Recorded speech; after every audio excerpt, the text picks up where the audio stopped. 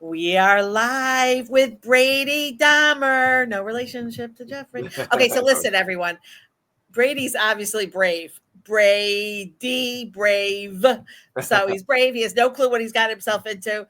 He's so cute. He's like, how long questions? Oh, Brady. But I am excited to talk to you. So welcome everyone to No Prep Needed, which Brady, I do zero prep, like literally no prep at all. Didn't even, I think you had a Gmail. I didn't Google you or anything like that. Normally, afterwards, I'm going down the rabbit hole into the Brady Dahmer. What's your life about? So you have to introduce yourself. So who is Brady? Good afternoon, guys. Adrienne, thanks so much for being here. I'm excited, and honestly, your energy is very contagious here. So loving it so far. This is awesome. My name is Brady Dahmer. I've actually been in marketing and branding and communications for the last 30 plus years. I've also been like an entrepreneur in many things, but the latest kind of venture I've gotten myself into is I've written a book called Blindspots, and it came out of the sort of like I had a bunch of friends ask me a bunch of marketing questions and problems that they were in, and I just realized like in answering them, I just realized there's a big information gap between theoretical and practical stuff in our industry. And as I looked around, there was kind of no other books like this out there. It was kind of like the gap that you kind of learn in school versus doing. And I was like, wow, I'm going to start down this road. And this is where I'm at 4 years later. It was, the entrepreneurial path is that of a very kind of, all the different roads you go down. And, when you think you're going to do something very quickly and all of a sudden you look back and it's 4 years in the making, it's done. So yes, I've written this book for any kind of small business entrepreneurs that are doing marketing, that need to brand or market their book, and how I can help them and how I can give them insight on how to do that in the most effective and efficient way. I love that. Okay, so that's really important. Okay, everyone got that? You got that? You wrote it down, everyone? All right, did I spell the book called Blindspots? I think it's one word? Yeah, it's all one word. Yep. Okay, yep. Beautiful. Blindspots handbook. It's up on Amazon as well, so that's the easiest way. And just to let everybody know, the cover looks like some guy falling over the eye in blind spot. So just like in real life, when we don't see them, all those poles, all those little rocks, all those cracks in the pavement that we don't see or pay attention to, so that's where the inspiration for that came from. I love that. So you could bring a horse to water, you could bring people to your book. Yep. But you can't make them read it. But that is what, so if I said to you, oh, I'm not going to read your book. Maybe I'll buy it, but it'll just sit on my shelf. But what can you teach me? What can I learn? What are the 5 things that you could teach me right now about Blindspots? Great question. Actually, I got inspired because I just to even answer like why should I read it? I went to actually a professional editor, and I gotta say, anybody who's thinking about writing a book, when you're near done, go to an editor because they have such great insight. And this editor gave me, again, one of the key, he unlocked something that I didn't come up with myself. And that is each one of these tools and tips each one of the, things that I talk about in the book has a consequence to it. He was mostly a fiction sort of editor in that, but he was like, hey, there's all these really great insights, but there's no consequences. Again, with fiction, that's where the intrigue and everything else comes from. So each one of the insights I give also has, if you don't do it.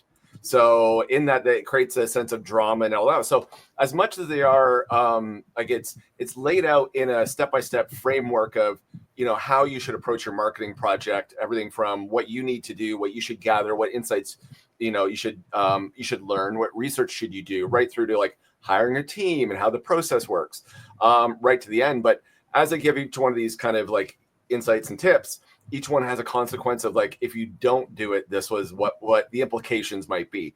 Some are as big as others, but it's kind of like, if you don't take the time to do this, just FYI, here's what might happen, So that's kind of, that's one of the biggest things. But one of the things that's in that why you should read it, it's really about, it's like an insurance policy for your investment when it comes to marketing project.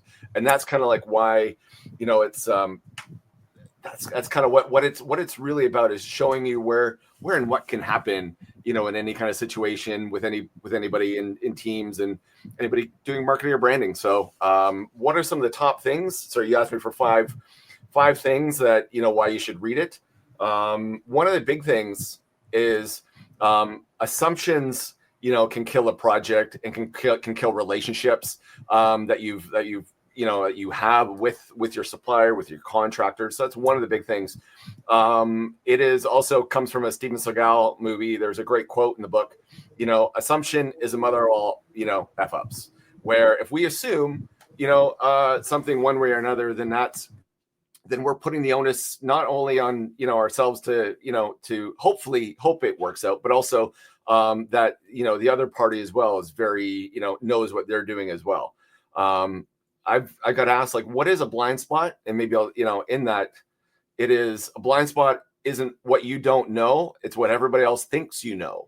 Right. So when you're talking to somebody, that's one of those. Wait, can we let that breathe for a minute? Yeah. Okay. Say it one more time. So a blind spot isn't what you don't know. It's what everybody thinks that you know. So when you're having a conversation with somebody, and there's again that sort of that gray area when people assume that you know something, that you have something taken care of, all of those sorts of things. That's really where those blind spots come up, and it's kind of like a contract. If it's not in writing, it doesn't exist, kind of thing. And that's really one of the things that we talk about. So an assumption, it's like if you don't know, it doesn't really, it's not understood. And that's a key thing. And that's sort of making sure it's that everything's spelled out, everything is, talked through.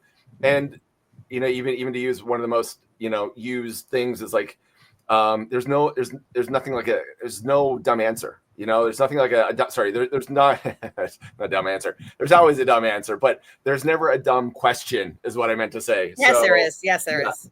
We're going to talk about that. But just if you don't know, ask. Don't be afraid to ask. And that's where one of the key things is like assumptions are.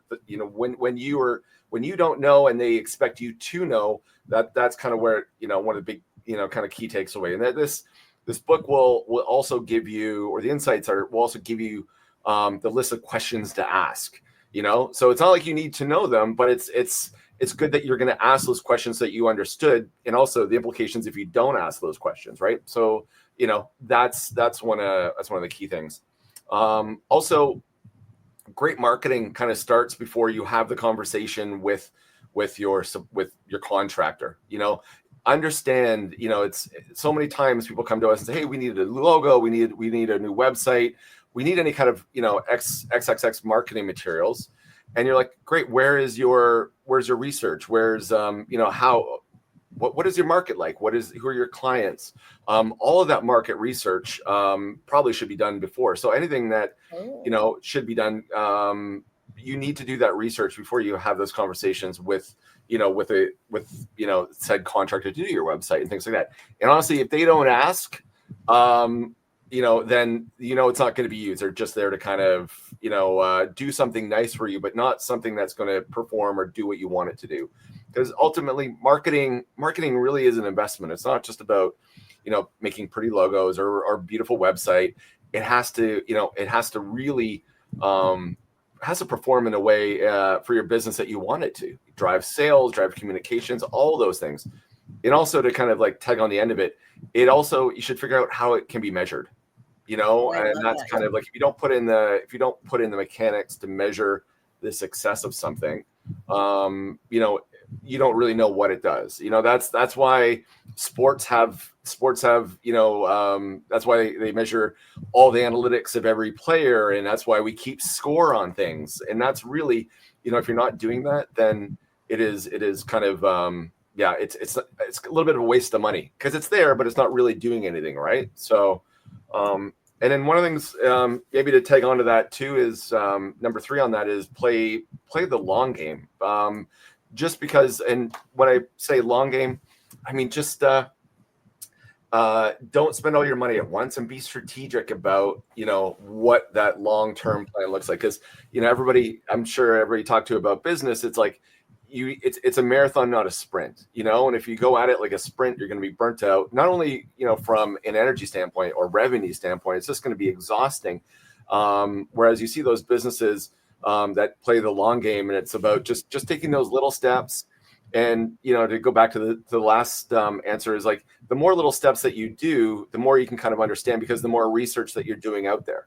If you just do it all at once, there's no opportunity for you to get any feedback. You can't do those little tweaks. You can't kind of there's nothing to kind of adjust. You're just doing it all at once. But if you play the long game and you kind of take those little steps and you know how to adjust it, that way your clientele and what you're offering and your messaging, you can then become a lot more focused on it.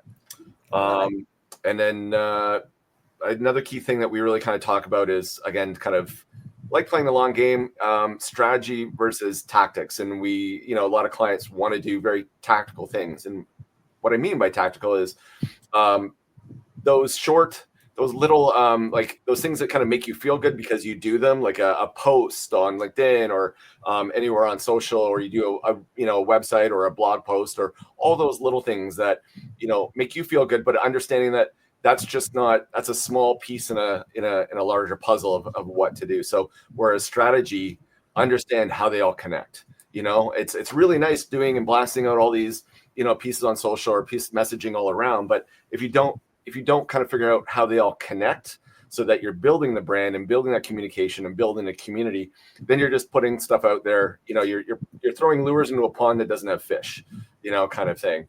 And then the last thing, and probably the most kind of boring thing in all of this, is make sure you have a contract. Make sure you've got some, all about what's going to happen. There's a plan that's laid out. It's all in writing.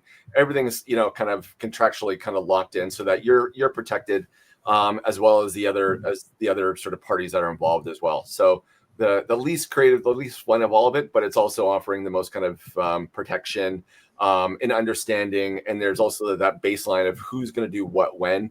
And it just feels, it's a little bit of insurance. It just feels, the whole project feels a little bit more secure. So that's kind of maybe the top kind of key things for entrepreneurs to kind of know and understand. All right, let's get down to business now. Yeah. Let's get down to business. Okay, so here's the thing. Yep.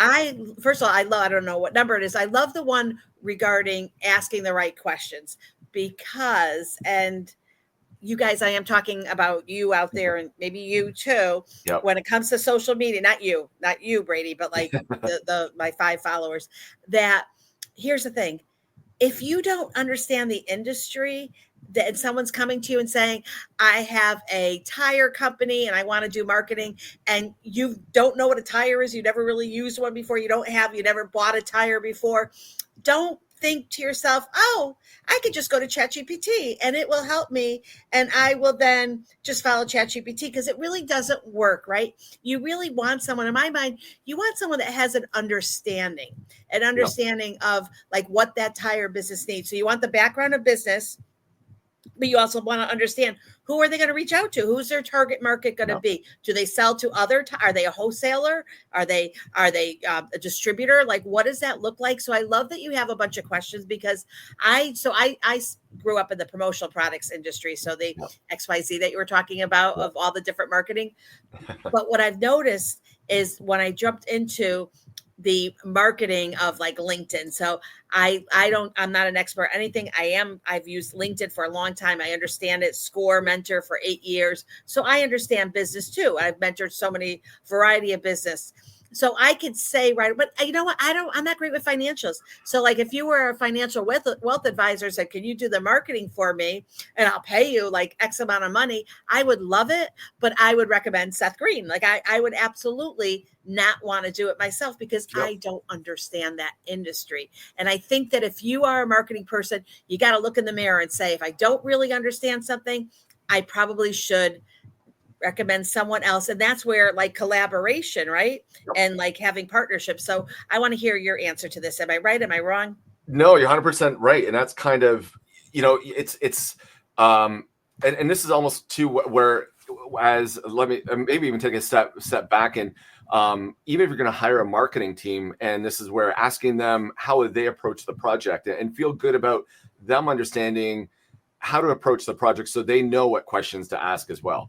And so that's kind of key, is don't rush just to kind of hire a team, but find the right one that fits with you and that's going to give you those goals, because they're also, as you hire that right team, they're going to know what specific questions to ask. And that's really maybe even to circle that back around, because it's not even asking, going out to the internet and asking, and this is kind of where it is your team versus like when you're in a small business or entrepreneurs a little tough because you're maybe a team of one, but interview and talk to the rest of your team to gather some of those answers or questions that they have. For small businesses, like bring your sales team in, bring your quality control people in, if there's a help desk, all of those things in, because they'll help you give those insights that you wouldn't be able to ascertain on yourself by just asking, the internet or chat. So we were, one of the stories is that we did this beautiful brochure for a client, and we were brought in to show the rest of the team. And the sales, so I can see it so vividly, to this day, as I was showing everybody this new brochure, the sales guy at the back of the room is like, hey, we don't send out brochures anymore, right? Or, that's, we haven't sent one out in years. It's great, but, who are we sending it to? Because we don't really use it. And, but just asking that sales team, okay, how are you communicating with your clients? Or what's the best way? How can we help you communicate better? That opens up the entire world of like understanding how they work, how they like communicating, because again, it's that marketing, so that the marketing will bring in the client to the sales team or who's ever doing the sales, but then the sales team is then also needs a whole maybe kind of different type of tools to kind of close those deals and everything else.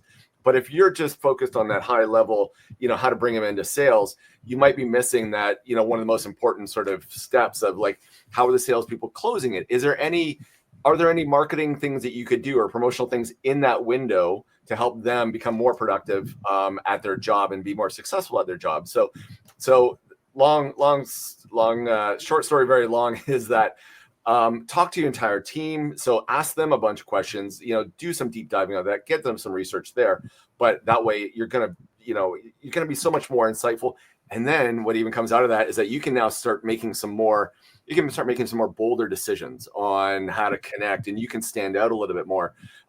If you worked in promotional products, I'm sure the most used colors are gray, blue, and black, maybe red, every now and again, but some of the most interesting things and interesting, promotional products you have probably sat on the shelves because no one was kind of bold enough to kind of go out there and use them. Meanwhile, those are the ones that everybody keeps because they're most interesting ones out there, not those regular black pens that everybody gets with the logo on it, but the more interesting ones. So the more insight that you have, the more research and, the more people you talk to about, who the end client is, who the competition is, the more bold, choices you can make to stand out in that market.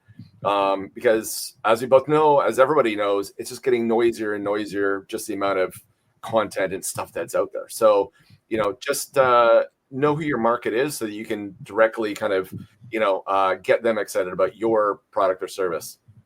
I love it. My dad used to say, he taught me this. He taught me a lot of things. But one of the things he said is, Adrienne, if you're going to get your roof fixed, know enough about how to fix a roof so that you can look at it. You can say it looks good. Don't be like, it looks great. It looks great. Like, make sure you understand. If you're going to buy tires, know enough so that someone's is not going to take advantage of you. One saying, I don't know anything about tires. So whatever you want to sell to me. Oh, $1,000 a tire. Okay. Like, so I love my dad's advice because that makes so much sense that you have to do some research before you go hire someone. And that would include, so this is so cool because I am 62, even though I know my energy matches like a 35-year-old. But here's the thing is that you've created a book, The Blindspots, so that you don't make the same mistake as other people do when they're hiring someone they're hiring someone to help. Holy hell, that is really fantastic. I've never ever heard of this before, but yet it makes so much sense. I love that. Thank you so much. And to go back to your then just so as big as the book is, it almost comes back to what your dad said as well. It's like what I'm trying to do is give them enough information so that they can my grandparents, my parents were exactly the same. Like, just learn, because it doesn't take much to understand how roofing works or what you should know or the materials that are there. All those things that you can kind of enough about to ask the right questions, and that's kind of was the premise of the book. Because also too, as I've been in the entrepreneurial world, it's like we all wear so many hats. it's easy. Oopsie. Brady will be right back. I guess part of it is like, just teach me, like the roofing example is like, just teach me enough so I can know how to make the right decision. And it comes down to that. So this book is really gives you, it doesn't go that deep, but again, it shows you and walks you through the process to help you make those better decisions. And again, the blind spots to say, if you don't, just like getting absolutely, washed over by the guy that's, or oversold by the guy selling you the $1,000 tires, that or the wrong tires for the wrong seasons or everything else. And that sort of, so that's really key. And that's, I saw my friends who in this world just get kind of been in really bad situations when it comes to, the wrong teams that they hired. And all of a sudden now they put a lot of money into marketing, into the investment of marketing and branding and all that stuff. And they really didn't have a lot to show up for at the end, short of an emptier bank account. And now they've got, now they've got to, now they have to kind of do the same with less. There's so many, I get a call, at least once or twice a month being like, hey, by the way, can you help us because, we thought we don't have a budget anymore because it got spent because of a bad, basically a bad marketing or a bad contractor kind of didn't do what they were supposed to do. And they walked away, with money, and now we don't have anything. Can you help us? And that's not the situation. I'm trying to alleviate that situation for the small businesses and entrepreneurs so that they know enough to understand and again ask the right questions, and then if you're not, here's a big thing, if you're not comfortable with the answers, keep on asking, but also to pay attention to sometimes that the gut as well. If it doesn't feel right, if they don't feel like they're the good fit, there's so many people, there's so many other roofers and contractors and marketers out there. Just, ask your friends who they would use or who they used in the past. And, that's kind of, that's key. So that's what I was aiming for. So Brady, and there couldn't be a better time because I will tell you, I have heard more on the news of people that, like, for instance, a woman in our community, an accountant, she had all great reviews. She was named 2022, 2023, 2024 best of. Yeah. And then all of a sudden, she's not filing people's taxes. All the things, people are coming out of the woodwork. A lot of them saying, oh my God, she's a scammer. She didn't do this. She didn't do that. And no, but I'm hearing more and more of this. People, as the economy, where, we don't talk politics, but what's happening in the economy is making people nervous. And a lot of people are trying to take advantage. One of the easiest places is in social media, where I could say, oh, I could do all of that for you, because in my mind, I could watch a YouTube video. Yeah. Now I have access to chat. I can get AI, and then I'm just following it. Isn't it like that? But no, it's not. A. B. Yeah, if you would like to waste your money, I'd be happy to send you my bank account. You could, but not only money though, it's not only the hard money, it's also time. Like so you say, well, I don't have that much time. I've got to hire someone. You want to do it that quickly, and then you're going to have to onboard someone else. Yep. And a lot of times, if you do have the right social media person, what you want to do is make sure that you're training them correctly too, right? So that you're getting everything. So with someone who does it, I could tell right away. I literally could tell right away, especially when I do workshops on LinkedIn. And then if I'm like sitting down, I'm having meetings with someone, and they'll be like, oh yeah, I hired someone and here's what they're doing. And I'm like, wait a second. No, this is not going as you like, where's your call to action? Where's a bunch of different things? So I think that we all need to hear this. I think this is really important. And I see it in the promo business too, by the way. Someone calls up and says, I'm having a trade show and I want to buy mugs.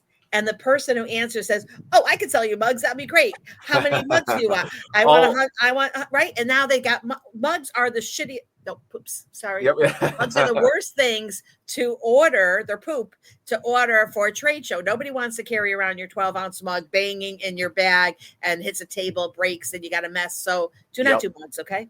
Yep. No, no, but you really, you can't hit the nail more on the head there. Time is not refundable. So as much as you put into a project, you can never get your time back, and that is, it's not just your time, but also when you are as an entrepreneur, startup business, like you've got all of these, what goes against you in all of this is that what's key for making that right decision is kind of, the more time you in protection of yourself and all your assets and all your money. Because think about if you're going down a road and you're building something, let's just say you've got a store, for instance, a storefront, and you're selling cupcakes.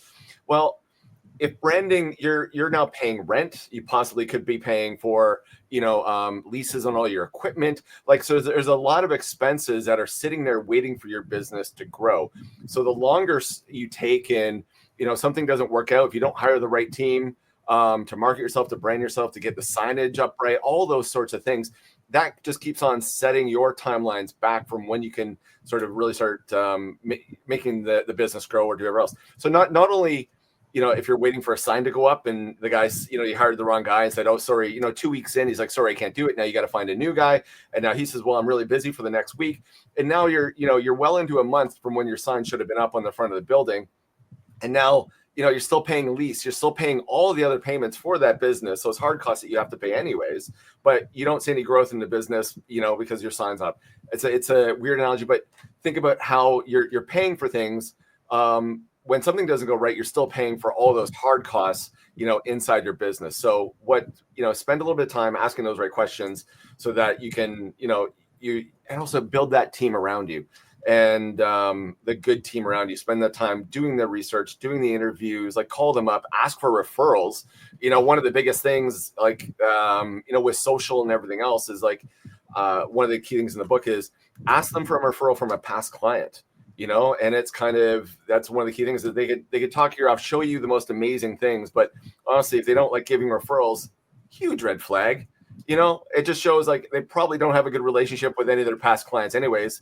And everybody knows what that means. It's kind of, it just, I'm more than happy to give you, 5, 10, 50 referrals of projects and clients that I've worked with, because they, that they're, so that's one of the key things. And probably most, like, if you're hiring somebody, one of the most important things is like, especially in this day and age where everybody could just create so many beautiful images on social or do that stuff just online. It's a facade, and until you actually talk to another human about experience that they've had with somebody else, it's still just a digital facade that's out there. So call them, talk to them, because maybe, this woman is getting more and more, like, again, the accountant that was there, if you maybe just talk to, one of the past employer, or one of the past people that she hired, you might get that insight immediately, and not, as many awards that she's won, which are kind of sometimes very easy to acquire.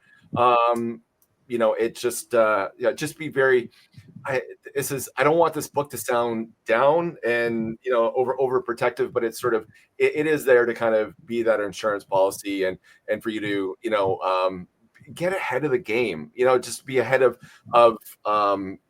whatever kind of blind spots or whatever issues you might have down the road. And that's kind of, I love that. You're SWAT. So Brady, here's one for you though. Yeah. Here's one that a lot of people don't think of, but I'm hiring the guy, the sign guy, and he's like 2 weeks, 3 weeks. You know what first goes into my mind?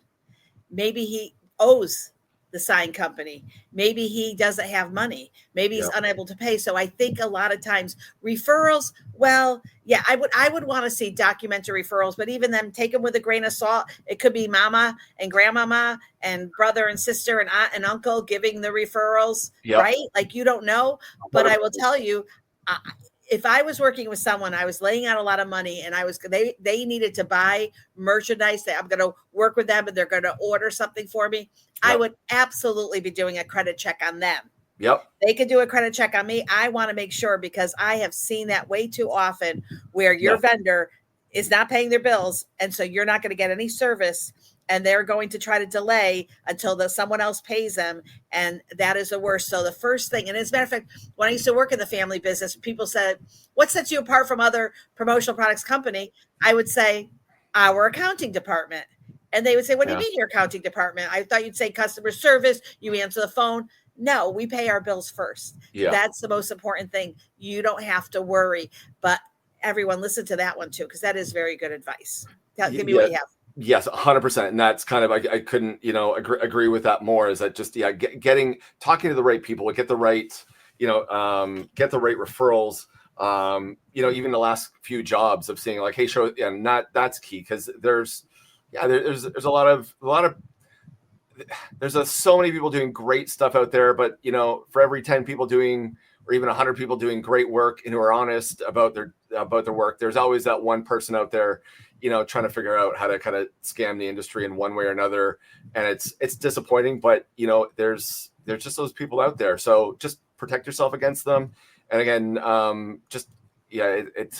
nothing's worse, or I guess nothing's easier to find a scammer when, the more questions you ask and the deeper you go, because if they can't answer some of those questions honestly or deeply, then it's just, they're just, it's just a big facade, and they're just there to kind of take your money and, do the least amount that they can and just kind of keep you on the end of that rope or end of that line for as long as they can, until you give up and say, this is enough, I got to move somewhere else. But then even to get your money out of that, good luck. It's never going to happen. But hey, there's just thinking about the amount of time and effort, and also to emotional energy that you've spent trying to follow up with these people, trying to get it done. Just get your money back or get the project done. So in that, spend the time, interview people, and just you don't. Again, that it's that long game. Don't feel the need to rush through it, and just take your time to do the big things right, and sort of put those pieces in place, because you really want to hire somebody, especially in marketing and branding and things like that, because it's such a long-term thing, and you're going to be doing, so many things for the next, 3, 6, 9, 12 months, is that it's almost like you're going to be in a relationship with them, and you want to make sure you're in the relationship with the right people. And that's key. So Yvonne, who I love, who's on Chatter Social. If you don't know Chatter Social, Brady, we got to get you on Chatter Social because you got a lot to offer. No, people will love you. It's a social audio video. It's an amazing, it's an experience where you are literally on your phone. And if you ever heard of Clubhouse, it's like far advanced because you have video aspects. But Yvonne always says how you do one thing is how you do everything. And that makes me realize that is not only so true, but like in the promotional products industry, you're talking about, I'm a brand expert, I'm a marketing expert. And then what I see is people's LinkedIn shows the opposite. Now I understand the cobbler's daughter has no shoes. I get that because he's so busy with everyone else, but we haven't heard the word cobbler in so long. That's a long time ago. One thing you get the references, but why don't you look at what the person is actually putting out? What is that content looking like? Because if they're saying to you, well, I'm just so busy, I don't handle myself, then that's a problem too. So and these days with LinkedIn, right? We're all getting those messages. So I do lead generation, and I'm darn good at it because I understand strategy and I understand business. And I've had a lot of people, their machine is like not working correctly and it's sending me, and I'll get, Adrienne, why aren't you answering me? And I'm like, this is a 10th message, but first of all, why am I like, we still have to go back to the trust.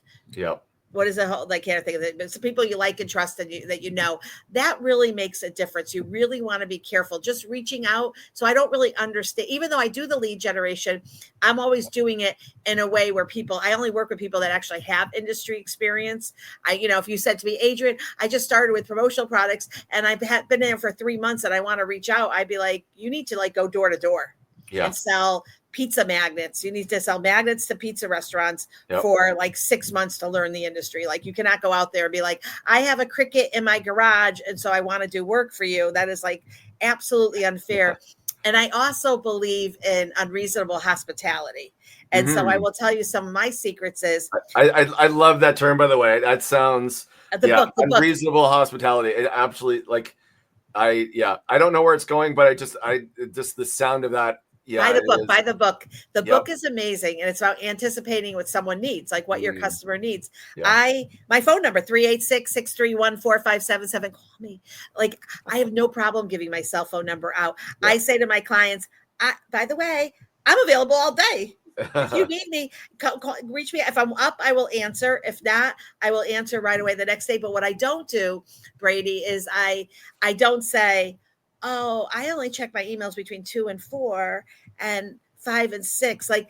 Because to me, if I want business and for me to be, it's going to be clients first, right? Mhm. Like I have to consider them and really anticipate. So I think you're giving that groundwork, which I absolutely love. I do hope you come on Chatter Social, chattersocial.io. Little Bubbles is a logo. I am the co-host of True Crime, so Okay. which is really fun. We have a Yep. live audience, and then it turns into a podcast. So really, really fun. But anyways, it's not about me. It's about you. I love your book. I love that people can get it. Is it available everywhere? It is available on Amazon right now.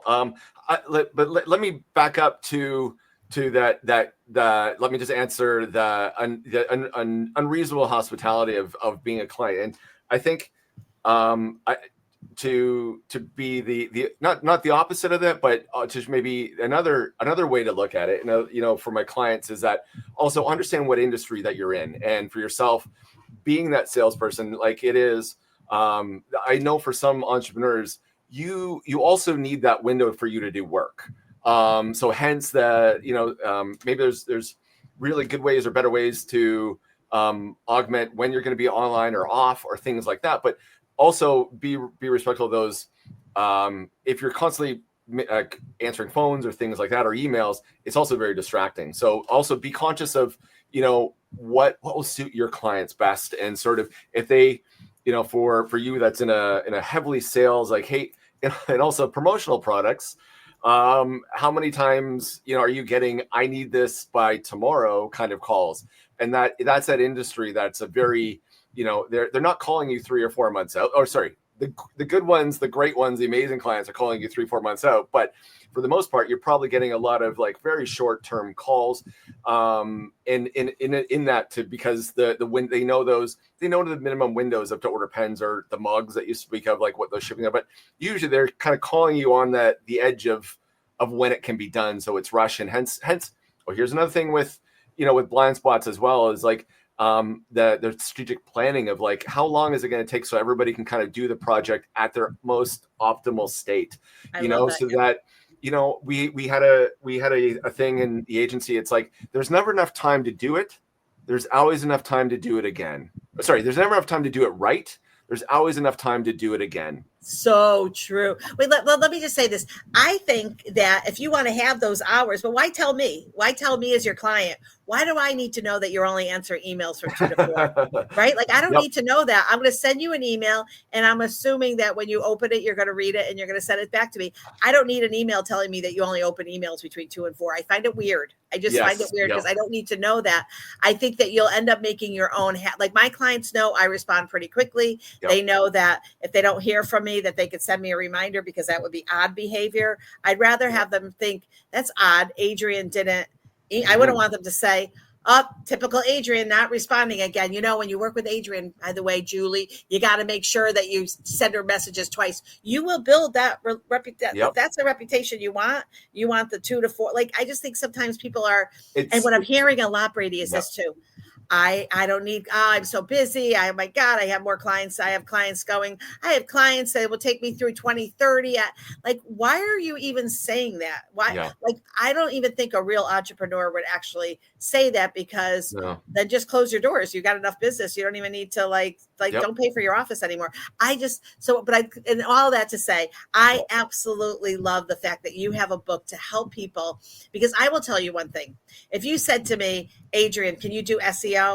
I could do 2 things. I could say, oh yeah, I could do SEO. I have no clue, but all I have to do is ask ChatGPT, give me SEO words, or I will put you to Favor, who knows SEO, he knows Pinterest. So I think that if you're a social media or whatever business you're in, understand what you don't know.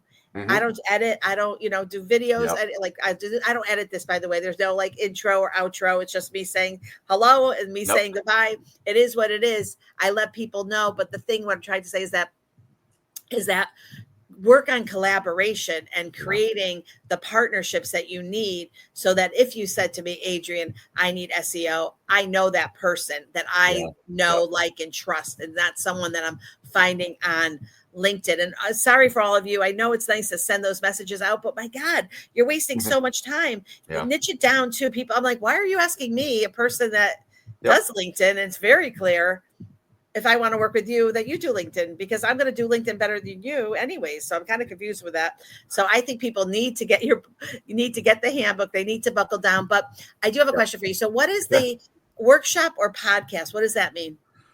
Oh, I'm also building out some workshops as well. So part of it is, and also too with the books just got released as of January. So I'm on, I'm in that and talking to people like yourself, but also my goal is to start doing workshops for small business entrepreneurs, is to build out an entire, like I'll come in and do, I'm doing one next week for like a real estate group. So for instance, for Remax, I'm doing like a 1 hour lunch and learn workshop for all their realtors. And I'm going to walk them through the book. So I'm going to be doing lunch and learns and people like that for specific industries. So if anybody out there has, they want me to come in and run a workshop with their company, or if they're part of an organization that could, use this value. That's, again, I love teaching. I love sharing this. I think there's just such a huge gap. There's nothing like this out there. And it's such a needed thing that so when I say workshops or anything else, or even conferences, coming up on stage and like talking and teaching on how to, just having people learn what it is. And so I can niche it down to a specific industry. I've worked with all of them through my agency. And so, but just getting this information out there to help kind of give people insight and protect their business and protect their budget so their money and their time and everything else, but help just inspiring with the right questions to ask and things like that. So I love that. I was doing workshops on LinkedIn, and I feel like I've done enough of them. Now I'm going to the regional associations in the industry and then having them invite me so that I'm going into their audience. And that is great. So I think that's perfect. I have a little comment in there to come into Chatter Social with a link. Come in. You will love it. I think that I have not met anyone like you that is offering what you're doing. I think people absolutely need it. I love it. And what I could do too is when I am kind of like saying, hey, look at me, I teach LinkedIn, and then they like it. And I've been getting great feedback. I could say, well, here's someone else that would actually be great, because in the promotional products industry, there's not a lot of people that are doing social media correctly. They're like, oh, I do social media, but you're not even in the industry. You don't really understand it. And I could tell that you understand it. But if you could teach them what to look for so they're not wasting their time and their money and their energy, I think that having a handbook, and it sounds like almost like an onboarding handbook. So even when you hire someone, what are the steps, the things to ask, so that you are, again, because as a client, as a business owner, I onboard my clients, but a client should really be onboarding their supplier. Vice versa. And and when you know the capabilities, understand who they are and everything else, there's you just put a lot, if you don't ask questions, you're just putting a lot of trust into the universe that this person's going to be the right fit, without really kind of understanding. It's kind of like one of those I really hope that they're going to work without, it's when onboarding a client, or sort of not onboarding, but sort of like when you hire anybody contractually, it should be as much as an interview process as if you were to hire them as an employee, because essentially it's exactly the same. And that's kind of, I can, for that specifically, I couldn't say that, with more emphasis or more weight, because you're probably paying them more than, as I think about it too, you're probably paying them more to do projects that you want an employee, underneath you at any given time. So I would even put more effort and more work into, really interviewing them and understanding them, because, if you're a small business, you're probably hiring, someone at, a minimum wage or above to do stuff. But a lot of, contractors are contracting at, even if you hire an employee at $25 an hour, most contractors will start at probably anywhere from up here $75 to $150 an hour. So, right there, just be conscious. I've never put those numbers together, but that's kind of like putting that weight of just understanding when you're hiring that contract and making sure that they're the right one. Because, if you're a couple months into this contract and all of a sudden, you're $3,000, $4,000, $5,000 down with nothing to show for it, that's now you're going to have to. Sad.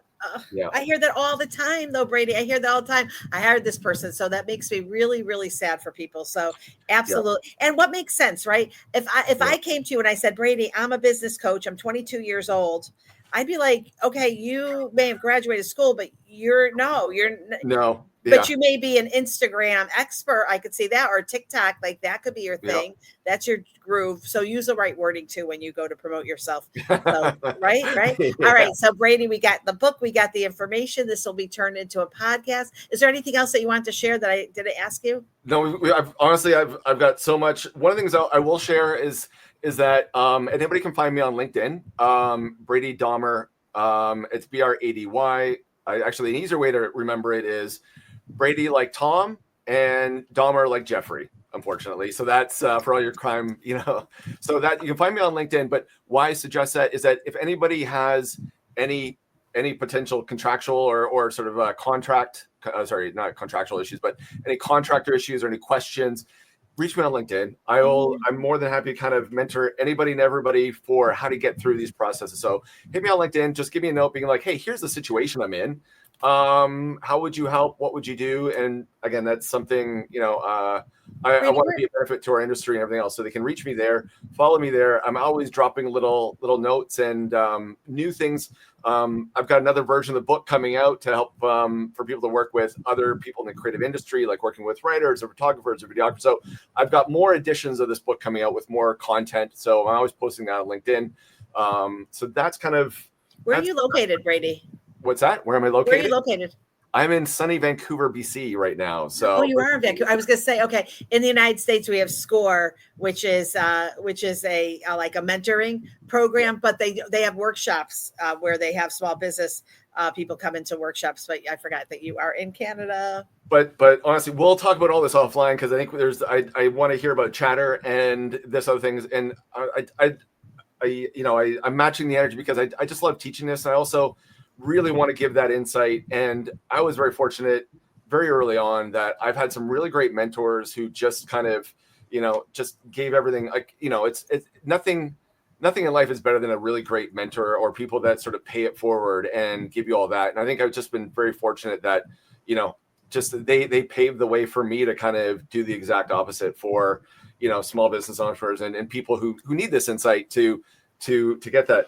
And it's funny because someone just sort of said this, they read the book and they're like, hey, it's kind of like having like a mentor in your pocket where a mentor is those people who show you which shortcuts you can take and which shortcuts you shouldn't take in your business. Those things that, you can do better, faster, but there's some that you really shouldn't take. And, having the mentors will be like, time out, stop, let's learn what we need to do and then go to that next step. And that's kind of, where to spend your time and energy that's going to be the most useful for you and, grow your business the best possible way. I love it. Yep. So I also put in the chat, look at Creative Con and Julie and Dominic. It's an amazing program. I think you would be fantastic there with your book, and also the fact that what you're offering is pretty amazing. I love it. All right, I'll let you go. We're talking longer than I thought, so I apologize. Yeah. But Brady, you're awesome. Thank you so much for your time. Oh, you're 3 hours behind, right? Yeah, no, it's about 10 to 2 here right now. So yeah. I love it. Okay, good. All right, have a great rest of the day. And we'll be talking, and I can send you the invite. I love it. Thank you so much for your time. You're fantastic. Bye, everyone. Thank you. Thanks, guys. See you next time. Yeah. Be good, everyone. Be good, people. Don't kill anyone. Be kind. All right.